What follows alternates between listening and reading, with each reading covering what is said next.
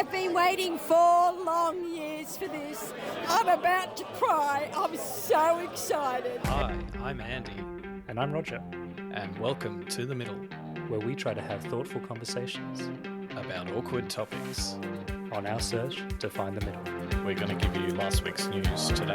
It's a slogan we should put on a t-shirt. Stop touching her! I am tonight announcing my candidacy. Taylor Swift. Look, my biggest issue with marriage is that I think that it's a fundamentally flawed institution that is built on the oppression of women. I will not be lectured about sexism and misogyny. Having truly rational conversations about controversial issues is risky these days. Andy, Hey, Roger. how are you feeling? Yeah, a little bit, actually, I wouldn't say deflated, a bit more kind of, just like more the uncertainty of it. And, yeah, a little bit of, fuck, what is this going to mean? Yeah, to be honest. Yeah, how about you? Well, I think I summed it up to you in an earlier call we had where from our activities yesterday, I feel both physically and mentally hungover. And yeah, I think there's a fair bit of trauma going on right now. Of course, we're talking about the US election, and Andy and I had a rare venture into the field yesterday to actually to go to 2 events, actually, the Democrats Abroad event in the Sydney CBD, and also the Republican event down the road. So it was a very interesting venture for us. We got to talk to a lot of great people and some more questionable people, but we'll break that down. And of course, we're sitting here on the Thursday in Australia. Trump has brought it home with a decisive victory. He's not only won the college votes that he needs to be the president-elect, but he's also taken out the popular vote. The Senate and the House are all Republican. So He's got the Supreme Court too, by the way. Yeah, it's hard to believe exactly how it went down. But the same way, I think no one knew what to think. So I think it's a weird mixture of people being in shock, but also not being surprised, if that makes sense. Yeah, I wouldn't say I'm shocked. Like it was literally a coin toss, right? So if you're going into it thinking that, then you know, sort of. But no predictions. Cautiously optimistic was the best you could do, right? But none of the predictions said that he would win the popular vote. Well, I think when you look at scenarios and you look at different ways things could go, there was always a chance that could happen. So, you know, the 50-50 probability distribution was based on all the different outcomes, right? So, and some of those did include that. So, you know, it's not one of those ones where, the polls were all wildly wrong. You know, some polls were wildly wrong, but the collective wisdom of polls were, I think, it was in line with him being up by 7 points in Utah, or sorry, in Iowa. That was a tough one. But that's the thing, when you have polls, you should have some stray results, right? That's just probabilistically speaking. If you have a poll, you should have polls that tell you the incorrect result. You know, if you have 1,000 polls, there will be some proportion of them that are wrong, you know, and that's what you should expect. And if you don't get that, if you get 1,000 polls that say the same thing, then someone's, you know, it's the whole herding thing, right? Where people only publish polls that align with what everyone else is saying. So, but let's get off that, because that bores everyone to tears, especially now after we know the result. You know, I think, yeah, what you say, like surprised, you know, I think, like for me, it's more just kind of, there are a lot of things that I care about that clearly a significant proportion of Americans don't, or more Americans don't care about those things than what I think they should.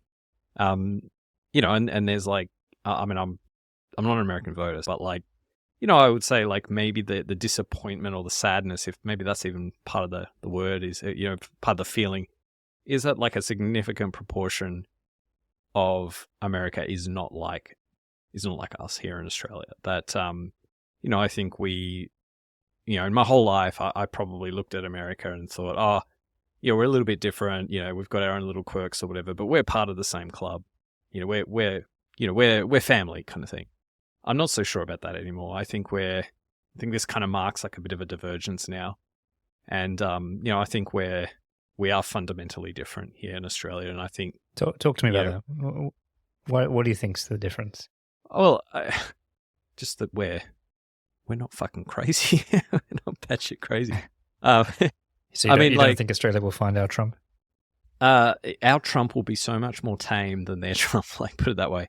So I think populism and populist politics, we've had that in Australia. We do have that today in Australia.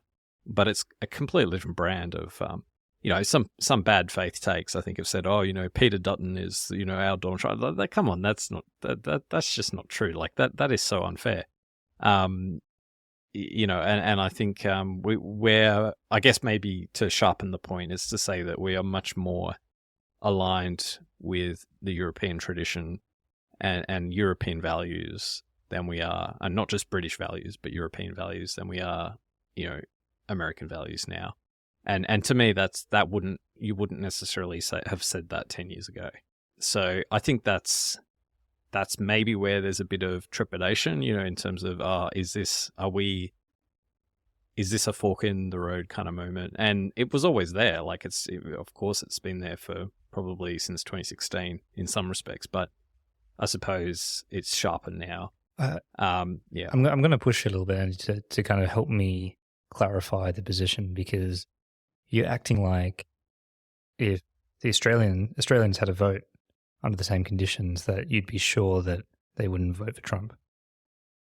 Is that what you're saying? Well, I just don't think our countries are the same. So I think if we had, and in a lot of ways we do have the same conditions. We've got high inflation, we've got cost of living pressures, and we just don't have a Trump-like figure, do we? We don't have this, and I don't think we've got the same disdain for elites, right? And I think partially that's to do with most Australians living in cities. And I do want to talk a little bit later about how this has impacted my views on policy more generally, not just this election, but maybe just how I've evolved in thinking about the need to distribute more equitably status, and not just wealth and not just income, but actually status. Because I think what we see in America is a significant proportion of the population who feel like they don't have a stake in the status game, that they are undervalued, underappreciated by society. And when you're not appreciated and valued, someone like Trump is quite appealing, right? Because he lifts you up. It's like the classic, why do people join a cult, right? It's because they show them love, they show them attention, it's like a new family, right, for those people. And I think it's the same effect going on. It's gone for a lot of low status people and said, well, I'm your man. And not only that, but you get to come to this awesome rally where Hulk Hogan and Kanye West, we have a party together. But it wouldn't. We don't have that dynamic here, and it's just not here. It isn't here.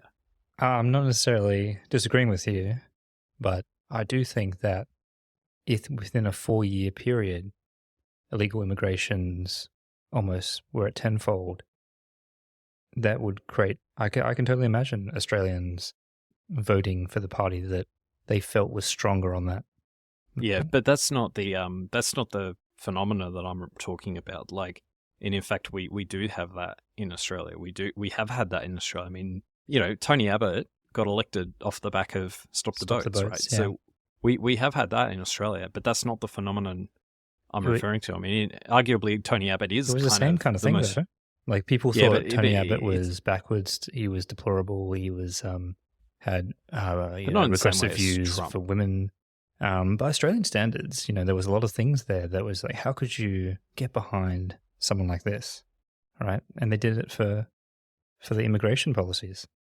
Every negative sentiment against Tony Abbott was born out of his, was related to his social conservatism, right? It was that he's a socially conservative figure. And that bit I don't have a violent reaction to. I guess what I'm reacting to with Trump is that it's the complete distrust of expertise. It's the distrust of people, right, relying on other people to run your government in the way that most governments around the world that that are successful are run. I value that, right? So when you have someone that comes in and shits all over something you value, like Tony Abbott didn't do that, right? He didn't come in and say, well, I'm going to completely dismantle the institutions of government and reshape it in my own image, right? Like Tony Abbott, if anything, was a genuine conservative because he valued tradition. He valued parliamentary system, Westminster government. Like that's why he's a bloody monarchist, right? Precisely because he is a conservative, right? Whereas Donald Trump is the antithesis of that. So, but just to add one more point on the whole like feeling, like the family's broken up kind of thing, is that, and I think this is maybe a good segue into the two events we went to yesterday, is that it's actually more clear to me that America's actually divided. So when I say that we are not like America anymore, we actually kind of are, but just only one part of America. Like that, not America in its totality, but like I think America now is so divided that there's one part of America that these are our kind of people, but it's clear that there's this like other part of America which I don't understand, and I don't think like I don't relate to it, and maybe that's what I'm sad about. Whereas before I didn't have that sense. But at the same time, it's good to be grounded in reality, right? Like I think in the same way it was a response to the Voice or the no vote for the Voice in the Indigenous voice kind of referendum in Australia, it was a bit of there was a bit of a trap here to think that all the people who voted no were disenfranchised, uneducated, regional racists, right? And I think that there's also a bit of a trap here to think that is what's going on in America, that they're all low information, disenfranchised, kind of, like you said, lacking status or not feeling appreciated. I don't know. We don't know yet. And I think that judging by how decisive the win was, I'm not sure that is true. He had to hit a lot of different demographics to be where he is right now.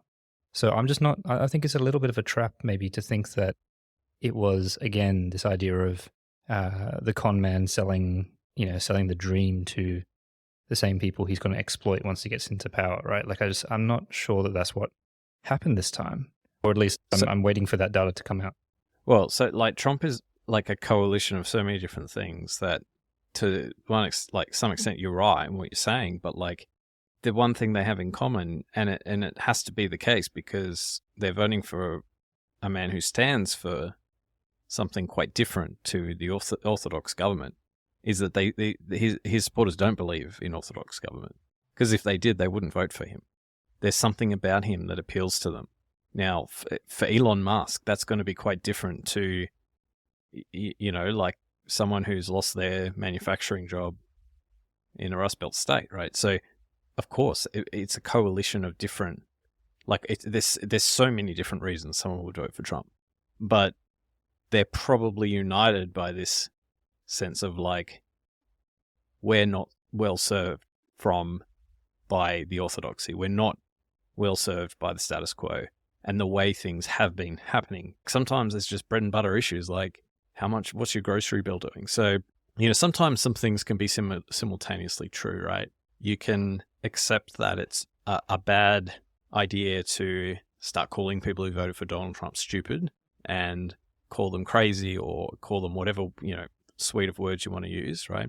And that if you just flippantly take that naive view of the world and you don't truly try and understand the depth and richness and diversity of viewpoints, and to try and kind of respond and like maybe start courting these people and try and actually win them over, because you've got to have them vote for you in 4 years' time. But at the same time, a statement like it can be simultaneously true as well that there will be correlations between, let's say, levels of education, their position in a socioeconomic sense. Like there will be these parallels that you can draw. And I don't think it's irrelevant to say, for example, if the data shows that, people with tertiary education attainment are more likely to be Democrat voters, right? He's captured a certain cohort. I don't think so why would we be bringing that up? Because exactly, because I go back that's to fundamental to understanding it. Because if you're not university educated, you're losing out in the status game. You're not part of the elite world, right? And we can talk about like policy implications and how it's affected, how I'm sort of rethinking some things. But like, contrast America with Australia, right? Well, they said exactly the same thing, Andy. Why I go back to The Voice, because the meltdown they had on the left, that was exactly the same line that came out, and they just said, "Oh, isn't it incredible how, like, when you look at the numbers, it's lower educated, non-tertiary, haven't been to university people who voted overwhelmingly no, compared to educated, highly educated elites that voted yes." Kind of, like this. This is not. No, but it's relevant. They never learn. The reason the reason it's worthwhile understanding this is because it goes to the structure of your society. So, it's not about saying, "Oh, aren't they?" Like, if you're playing checkers, then yes, you can say, "Oh, well, they're just stupid. It's just the low education. We just got to give people more education, and then they'll suddenly vote the right way, right?" That's one. That's 1D chess or checkers, right? But if you want to play 2, 3, 4D chess, you've got to think about these kinds of questions, because in Australia, I think, are much better at giving people multiple pathways to be respected in society, right? I mean, we pay train drivers like $150,000 a year or something like that. There's a pathway for you as an Australian, if you don't have a university degree, to be hiring a high-income earner. Not everyone who doesn't have a tertiary education is going to be a high-income earner, but it's possible. And it's for aspiration in terms of like being able to give people a sense of place and hope and optimism. It's a game changer, right? And we do that much better than how they do it in America. It's not just about like equality of income distribution or wealth, it's like status too. And I just think that's important, and that's why it is relevant, because how many like cashed up tradies, if you look at people from our school, right? There's so many cashed up tradies who probably earn more money than us, right? Because they've run successful businesses and they've done well for themselves, and that's possible in Australia. I don't think that's possible in America, because if you're a tradie in America, you're competing with undocumented labor, and that's just not a viable pathway for you, right? There's no fewer and fewer manufacturing jobs. So for us, we've got those opportunities for the middle, the sort of, I don't know what you'd call it, the I don't want to say uneducated middle, because that sounds like I'm disparaging them, but like, people who don't follow that. Anyway, I think we should move off this track, but I do think that's why you've got to look at these trends, and it's not all just about saying they're stupid. It's about understanding them and understanding the psychology of that cohort of voter. All right. Well, let's move to the actual events, right? It was very, very interesting for me personally to get out of the online bubble, get out of the podcast universe and into the real world at these events, and actually talking, rubbing shoulders with people, talking to kind of, actual Americans, number one. I've never seen so many Americans in one spot outside of America. So it was a very interesting place, and the contrast between the Democratic event and the Republican event was incredible. Very, very strong. Let's take it one at a time. So I'm keen on your thoughts around, at the Democrats Abroad event, what was the vibe? What did you feel? All right. So just for anyone who hasn't listened to our clips, we do have live clips on the day. So we did go and do a bit of a tour, and it's in the feed, so you can check those out. At first, now I don't think you picked this up, Roger, but I did. I was a lot more sensitive or attuned to it, or maybe I was just jumping at shadows. I'm open to that possibility as well. But I felt very watched at the Democrats Abroad event initially. So I felt like, as we indicated in the in some of our short clips, we came in with our Donald Trump t-shirts, that were actually made fun of him, but they had his parody picture shirt. on it. Yeah, to be fair, if you just looked at it, you would think we were Donald Trump supporters. Even though, when you look a bit closer, it's clear that we weren't. And we did get quite a few like you're in the wrong place, guys. Kind of Some false positives. yeah, looks at us. And then we explained away, and it was all good. We got in, and they were like, they actually got the joke, and they thought, oh yeah, that's funny. But I just felt like there were a few kind of, there's at least one guy from who was one of the organizers who just kept looking at us all night, and then you started getting out your camera and like getting into content creator mode. I'm like, dude, it's too early. Let's like settle in a little bit more.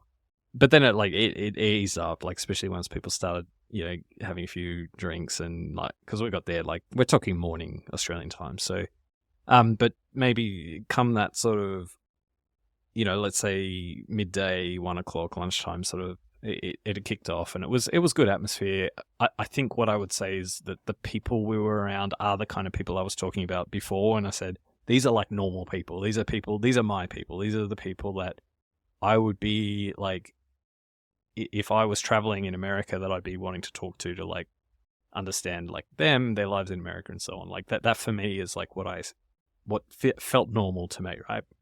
Maybe I say that as like an elite globalist or something, but it was a casual vibe. It's pretty chill, pretty relaxed, and it's what like, if you ask me what would it be like to be in a pub with Americans, that's how I'd picture it, in my mind, right? So anyway, and it just felt normal. Yeah, I think I was a bit surprised. I mean, obviously I'm a little bit less sensitive to the whole Trump thing, right? And so I think it was very interesting about how people are looking for signals from you, right? Because let's be honest, there is a bit more of threats. It's a little bit more high stakes these days around which tribe you're in, especially when it comes to these things. They don't want people causing trouble, antagonizing things, and people take it really seriously. And there's a level of sensitivity, and so I get all of that. But what I was really surprised at actually was just once you got through the first few layers and you're inside the event and you were able to interact and be a part of the community, how welcoming it was. And you are right. Undeniably, it was a great bunch of people. And there wasn't any of the activist class that I thought I had no doubt in my mind would be at these events, right? Like this was probably one of the biggest democratic events in Sydney. And yeah, there was no blue-haired liberals. There was no people with, Free Palestine placards and all sorts of other things that I was bracing myself for. And it just wasn't like that at all. So I do agree that it was a very, the people there were of a very high quality socially. And to the point where I will point out that there was rumors of this Trump table out in the beer garden, which I thought was just a rumor, because there was a guy there wearing a red cap, but it wasn't a Trump. It wasn't a MAGA hat. But it turned out to be true. There was a table of guys that openly supported Trump, and I think that's such a great testament to the fact that they were tolerated and to a degree respected in the space, right? Like I think that's a hallmark of a decent kind of group, right? That they can handle that. I think that would be the equivalent of, I'm just thinking like state of origin, like a Queenslander working in Sydney wearing their Queensland jersey, like on state of origin day, almost to like rub it up, like take the piss a little bit or like rub it in a little bit, almost like enjoying the fact that they're the only one that supports Queensland and kind of playing the villain, being quite, and it was a little bit like that. Although these guys, we did speak to them. I'm not going to lie, there was some references to the deep state and stuff like that, which, but I mean, we can get to that later. But I think we should pivot now to the Republican side. So we walked on down the road to the next place, and well, I have a little story about an almost accident that I had. But maybe maybe you start by telling us, how did you feel going into the Republican event? All right, well, a little bit of context. So we had spent the morning with the Democratic event, and we crossed over at a time where it was starting to tip, starting to become clear that that things weren't going well for Kamala Harris, and and also people had just had more time to get on the booze. So it was naturally a little bit more volatile and rowdy. But I think that there were very, very big differences in the energy of the room and the type of people that were there. And also, I have to say the organizational element. So it was a very rough and ready kind of environment. And that kind of played out in varying degrees where actually, if I had to characterize it, it had much more of a mob feel. It was a much more masculine kind of vibe. Hardly any women. And not a lot of Americans, I would say. So there were some key differences in the energy of the place, and probably the scale as well. It was definitely probably a quarter of the size, I would say, which actually didn't surprise me. And they were all kind of, they all had the MAGA hats on and having fun and so on. My mistake going in was, and the irony is, I said to you, "Oh, dude, you got to make sure you take off," because we were in the Democrats Abroad place, and they given everyone like a "I support" or some sort of badge to indicate that you're a Democrat supporter. And so we put on the badge, and I remember saying to you, and I don't know why at that point I didn't take it off. I said, "We're about to go into a Republican event. You better take the badge off." I think you did take the badge. I did actually. You left yours on. I left mine on. And then I realized about 20 minutes into this, oh shit, we said, maybe the Republicans can't read. I've got this Democrat badge on in the Republican event. Because we did do the full MAGA get up. Like we wore our fake, make the middle great again hats on and stuff. And we looked the part, like you said, at least superficially, but apart from the Democrats badge. So a couple of observations. One, there weren't any Americans there. Or very few. So I think that's interesting. It could just be we're at the wrong event, but I find it odd that, we were definitely in this weird, and I think in some ways that made it even more eccentric because, this is the special club of Australians who support Donald Trump as opposed to, people who live in America that might have a whole different grab bag of reasons they might support Donald Trump, including legitimate concerns about, the way government's being run and so on. So this was the special fan club here in Australia for Donald Trump. It just felt that, I don't want to kind of disparage people on superficial grounds, but they just seemed like the kids that kind of got bullied at school, a bit more so than the Democrats Abroad club. I think is Ooh. I'd say half. There were one cohort was definitely the kids that would get bullied at school, but then there was this other cohort of kind of maybe the Joe Rogan adjacent sort of macho kind of. It's kind of hard to kind of profile it all, but I suppose on the scale of Jordan Peterson. Men's rights on one end that has a slightly more highbrow aspect to a sliding scale all the way down to Andrew Tate on that end. I think they were probably closer to the image of Andrew Tate. Yeah, I think that's a good analogy. So they would have, and look, that kind of surprised me too. But especially when you see a few guys like that, and they're kind of coalescing in a bit of a mob, they kind of egg each other on, and you start to understand actually. The energy here is not so good. It's it kind of is an amplified kind of mob, and left to kind of stoked the worst parts of men when they get together, kind of thing. Now I don't want to kind of over all this stuff is vibes, right? It's not they're not doing anything terrible or whatever it is. I did have one person told me that I think he thought he was being funny, but he said, he's back and we're all going to grab everyone by the bussy. So, little comments like that and stuff like that is just a bit more of a threatening atmosphere for people who might want to think a little bit more laterally about what's happening. So during our conversations on the election, you've had very strong views against Trump. And I have taken a role of being a counterbalance to that, right? A counterpoint, and challenging some of the thinking and the concepts around that.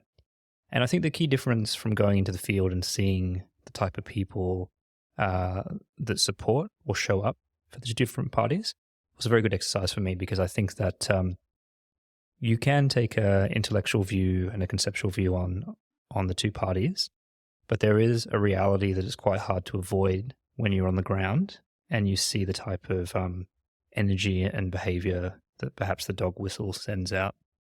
And I think that I saw that a little bit more in the MAGA too. There was some real-time self-reflection of what it can entail, right? And for example, when Trump won or other things like that, there was lots of fight chants, and it had a mob energy. It had like quite a threatening kind of energy where you could just tell that these people perhaps were hardened in a way into the culture, into the kind of the cult of personality that perhaps I didn't detect as much in the Democratic side. And that we talked about. To be clear, it wasn't even a threat of it evident in the Democratic side. No, but I'll talk about how that's different in a second. But I think when you have that mob feel, the chanting, the kind of violent agreement around the cult of personality and the talking lines without much behind it, I can make a little bit more space than I could for the whole comments around, but not that he's a fascist or a Nazi, but the fact that there are elements, behavioral elements, that maybe are stoked that are a little bit dysfunctional from a society point of view. I heard this line, something Josh Sepp said on Uncomfortable Conversations in his reaction to it. He said it a few times before. I just want to get your reaction to it, which is because I'll say at the outset, I don't know if I quite buy it, but it's this idea that now that Trump's won, we're going to see a return of like, or an acceleration, amplification of like woke politics on the left. The left's going to go more crazy, and it's going to become more woke, not less woke. What do you think about that? He's not the first person to say that. I think a lot of people think that the excesses of the left and the woke ideology has been on a course correction since 2020, or 2022 rather, at peak wokeness, and that it's just around the corner to kind of self-regulating. And they feel that now that Trump's back in, we will see that inflamed again, because there's no other way to deal with that frustration and the loss of the truth of what you believe should be the truth. And I do get that. Like, I do understand, like, if you feel that strongly about this stuff and about Trump's disqualifying factors, there are very, very strong emotions that need to go somewhere. And I do believe some of it will be funneled into woke behavior, because they feel that it is the fight. You know, like, we still need to fight the good fight every day, and this is how we're going to do it. So I do kind of agree with the sentiment, but it's been a very decisive victory, right? So I actually think that there will be a cohort of people who sit up and say, hey, enough's enough. This strategy is not working, and we're going to have to approach this very differently, right? And well, that's my hopes, right? Like, and maybe that is really maybe that's the naive take, because people actually learn from their mistakes. But I don't know. What's your thoughts? You obviously don't. No, I mean, the reason I don't agree with it is because there's nothing that any politician can take out of this result to suggest that what we need is more wokeism. You know, like, so if maybe at a fundamental grassroots level, we might have some more divisiveness in the sense that it just doubles down on that you have. We've got to fight the MAGA people or whatever. We've got to fight them on their own turf and their own terms or whatever. But I just think, like, a politician in 2024 or 2025 and beyond who looks to this result and goes, well, what we really need to do invent more different. I agree. I don't think it's the pronouns politicians though. But I think the think it's the politicians culture. essentially. To begin with, I don't think the culture will go more woke. I think there'll always be some narrow group of activist people who will continue to push the boundaries. But at the end of the day, the only reason we talk about the woke mind virus, so to speak, is because political candidates kind of buy into it and it affects their decisions. But I think we've got more and more politicians that push back against it, who aren't willing to take the bait on questions like, what is a woman? They answer those questions as plainly as a female adult. Like that's how they answer those kinds of questions now. They don't mince words. They don't invent they don't buy into the language. And I think You think they won't now?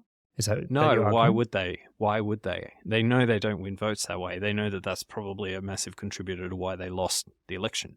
So I don't, and they see it like. Even in Australia, we've seen politicians push back against this, and do so against probably the wishes of their own base. But they know they're too.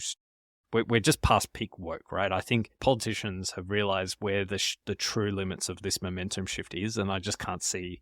It doesn't follow that suddenly you get more rabid sort of.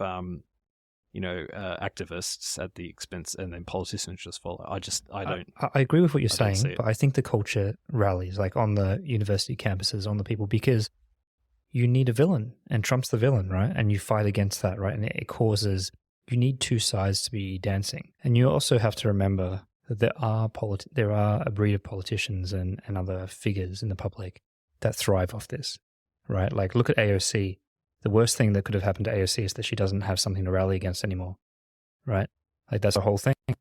And I think there are quite a few people. Let me ask you this question: do you think the probability that AOC will be the next candidate for the Democrats has increased or decreased following this election result? Yeah, of course, but she was never going to be. I know, but just at the margin, right? At the margin. Yeah, but because for me, it's like a no-brainer.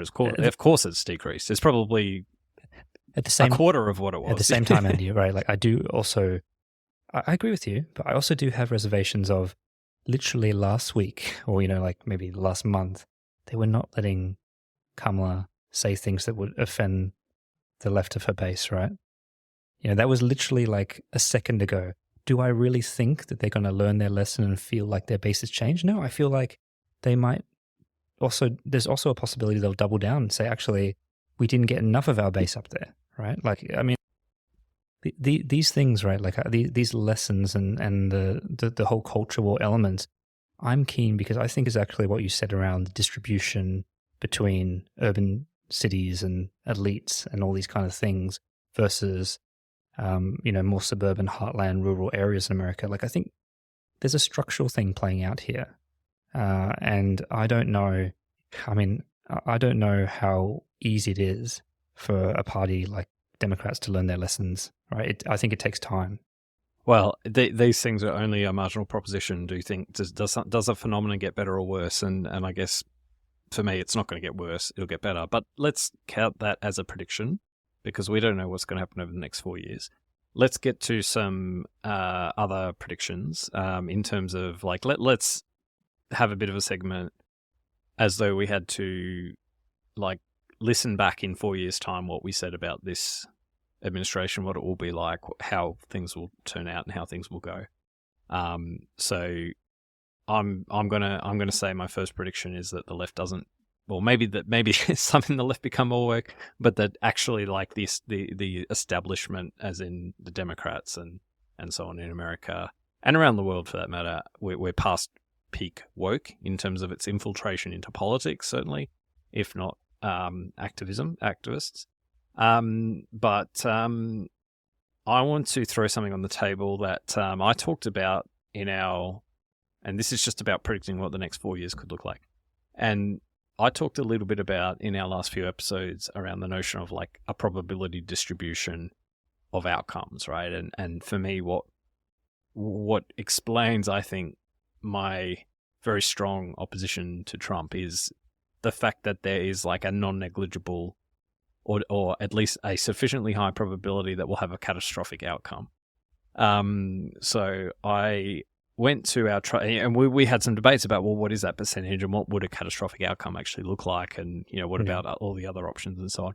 Well, I went to our very best probability future predicting oracle ChatGPT, and I prompted it You don't trust Gronk? to give me a probability distribution. And I must admit, I'm no more comforted, although I say that with all the caveats of accepting that the ChatGPT model is probably more likely trained on the thousands of pages of historical. But basically, it gave me these percentages, which I'm going to read, and I hope they actually add up to 100 because I didn't check that before reading it out. Scenario 1. Fairly straightforward administration. So this is, this is where, it's not necessarily going to be a good administration, might be a bad administration, but not maybe up to the limits of, say, pick the worst administration that you want to pick in the last 50 years, and maybe it'll be within that envelope. That's a 15% chance. 15? According to ChatGPT. Yeah, 15%, according to ChatGPT. Scenario 2.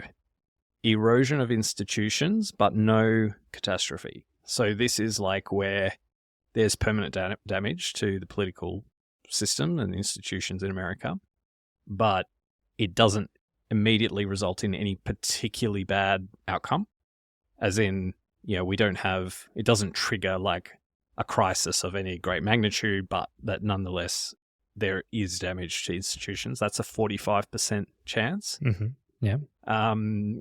Severe but contained crisis. So this is where something happens that does affect people. Maybe we'll have war, recession triggered by irresponsible actions by Trump, whatever. That's a 30% chance. And scenario 4 is catastrophic collapse / extreme crisis. And that's things like having another Great Depression, use of nuclear weapons, something like that.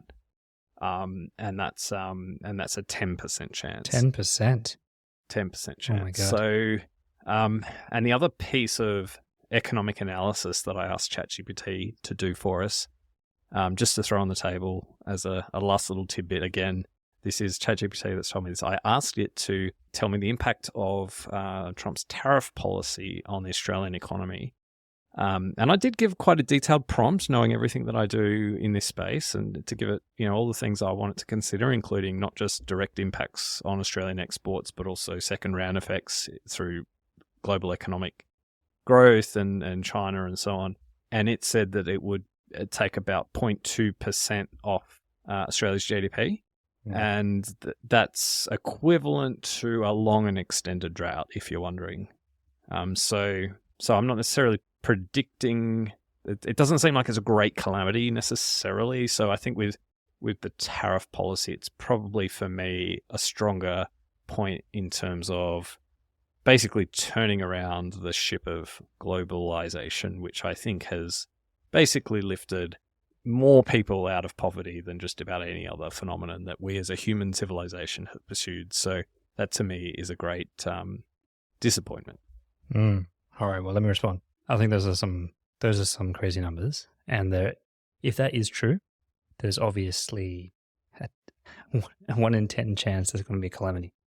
I think that is obviously, if true, is incredible and incredibly damaging in terms of what's just happened. But I don't think it is. I just think that where's the scenario where this guy goes into the exit lounge and plays golf, right? Well, that's just scenario 1, fairly straightforward administration, 15%.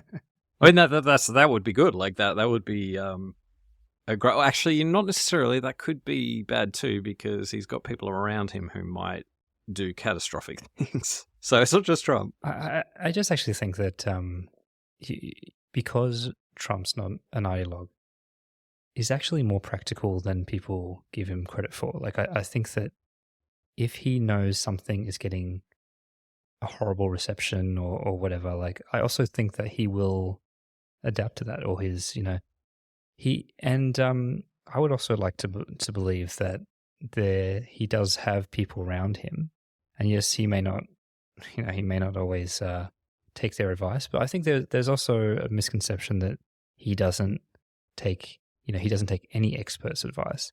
I think he's just more instinctual in his behavior and his management, where he thinks that there are rock stars and there are dum-dums, right? And to be fair, most of the time you can tell a dum-dum when you see one. And so I think that for all those reasons, I'm not buying into this idea of potential calamity, right? Like I very much acknowledge and expect the whole degradation of certain democratic institutions and things like that. But that's what the people vote. I mean, this is democracy. You get what you deserve, right? Like, people are not happy with the status quo. And there probably are a lot of things that need to be changed, right? So I don't know. I think that every election is the most consequential election. I think that, yes, this has been a particularly strange one, a groundbreaking one, to be clear. But I just actually think that there's not as much change as you think. Now, the big difference, I suppose, is now he has the House and the Senate. So for at least, 2 years, he'll have a pretty free run at most things. But I want to ask you the question of, now we're across the result. Do you feel differently about anything? Do you feel like you've learnt or rationalized anything in your head now that we know the way the chips have fallen? I don't think so. I don't think there's I mean, this was already always on the cards, right? This was within the realms of a possible outcome. In fact, I think kind of the opposite. Like, I think if you feel like that somehow knowing the outcome of an uncertain event, like which way it's a bit like going into play roulette and then try and take some great insight to the fact that it landed on black. You can sometimes read too much into things. Like, so you're saying you've learned nothing, Andy? Well, what is there to learn? That the only thing that we know today that we didn't know, a few days ago was the outcome. I think this was one of the possible outcomes we could have had, and I don't think it was an unforeseen outcome, right? I think back to the percentages as well of like, what will administration look like? I think, 15% for normal, 45% for erosion of institutions but no catastrophes, 30% for severe but contained crisis, and 10% for catastrophic collapse. That's even worse than what I was even expecting. ChatGPT, you're making me even more pessimistic. But when you look at those, you kind of think, oh, actually, when you think about this, it's actually probably right. Like, I mean, it should be about 45% that there'll be an erosion of institutions, because that's like part of central to that's his platform. That's what he's all about, right? Just to the catastrophic one, because that's really probably where the money's at. I mean, you said you maybe don't buy it, but I think it's closer to 10% than it is to 1%, put it that way. So, and it's what I'm concerned about, and it's what I've been concerned about all along, because, I mean, I'd put a lot of things in catastrophic, crisis. I'd put, like, to me, I'm not looking at it just in terms of what happens in these 4 years. I want America to get back on track in terms of the type of government that it's had pretty much most of the last 100 years, right? Which includes sensible administrations on both sides of politics. And I just hope that the Republican Party can get back to that somehow. I ask that question mainly because, this has somewhat been a podcast election. And I think that, we were both on the fence, and I think especially yourself, Andy, you're a bit skeptical about how much influence, say, Rogan might have had, or his endorsement, or perhaps even Elon as well, and favorable coverage on X. Have you changed your views on that? Well, I don't think I ever doubted that they were influential, but just as a more general comment on the phenomenon about podcasts and all that sort of stuff, we're in disequilibrium right now. We're not in an equilibrium. We're not in a stable, stationary position where we interact with the media and these sorts of, things like in a stable way, as maybe like politicians would have reacted to, CNN, or not even CNN, but like, the major sort of TV networks, and doing the 60 Minutes, interview. Like that's how it's been for decades, right? And there was a certain equilibrium that had formed around, this is how the media works, this is how political advertising works. You go on radio and you do this set piece and you do that set piece, and this, like, we're in a period of disequilibrium where that's being disrupted, and that old style is just out the window now, and we're moving to some new style. And I don't think the Manosphere or other podcasts or other, like, content creators that are separate from traditional media, they haven't built up, kind of the things that they need to play that role credibly, like, or in the same kind of way as what I think traditional media sort of formed and gradually built. So I think we're going to move to some new equilibrium, and it will take a long time to form. It's not going to happen straight away, but I think that's part of the chaos that we're in, and we'll probably be in for some time. So yeah, it's a wild ride. It is, yeah. I think that I definitely maybe missed a beat on the whole Rogan piece, and when we spoke about Rogan's podcast with Trump, I had a much more innocent view of it. And I would put money on the fact that he wouldn't have endorsed a particular candidate, and he did. So in the end, he did kind of surprise me, and I suppose I got that one wrong. And whether he changed his view or he just wanted to support his tribe, the circle that he runs in, I'm not sure. But I do think that brought out a lot of male votes, together with Elon's support, Tech Pro support. So, I think there are a lot of things, a lot of learnings in hindsight. They'll still come out over the next little while.